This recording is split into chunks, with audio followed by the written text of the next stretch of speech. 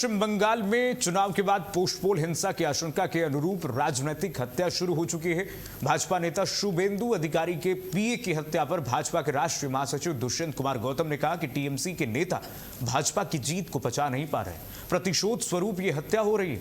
Bharat update के हमारे संवाददाता स्नेह कमल सेठ ने इस विषय पर भारतीय जनता पार्टी के राष्ट्रीय महासचिव दुष्यंत कुमार गौतम से एक्सक्लूसिव बातचीत की है।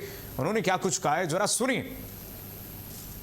पोल हिंसा हो चाहे पोस्ट पोल हिंसा हो, हमेशा जो है चुनाव के पहले भी हिंसा होती, चुनाव के बाद भी हिंसा होती है। इस ताजा घटनाक्रम में पश्चिम बंगाल के जो है भारतीय जनता पार्टी सबसे बड़े नेता शुभेंदु अधिकारी के पीए कल रात हत्या होती है। हमारे साथ भारतीय जनता पार्टी के राष्ट्रीय महासचिव और उत्तराखंड के प्रभारी दुष्यंत जी है। दुष्यंत जी, जिस तरह से बंगाल का जो है रक्त रंजित इतिहास रहा है, चुनाव के दौरान हिंसा हो या चुनाव के बाद हिंसा हो, और अभी आपने अपने सबसे बड़े नेता के पीए को खोया है, बहुत दुखदाई है।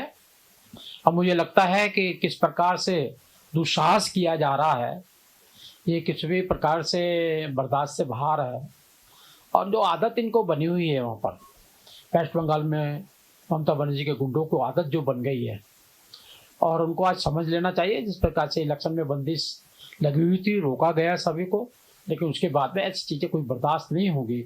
सब संविधान के दायरे में आकर लोकतंत्र को बचाने के लिए सख्त से सख्त कार्रवाई की जाएगी, और ऐसे गुंडे कहीं भी हैं और उनके सामने ऐसी स्थिति लाएगी कि वो पट्टी डाल के घूमेंगे कि कृपया करके हमें गिरफ्तार कर लो।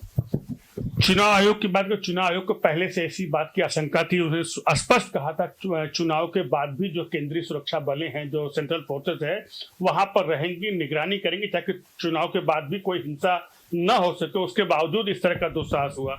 निगरानी पूरी की जा रही है।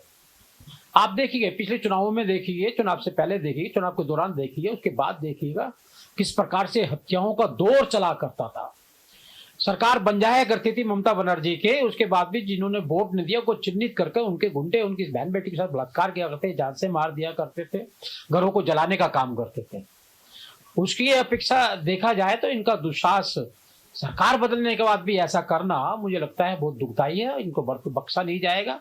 किसी प्रकार का कोई भी ऐसा कांड या ऐसी वारदात करने की कोशिश करेगा, कानून को अपने हाथ में लेगा तो कानून अपना काम करेगा।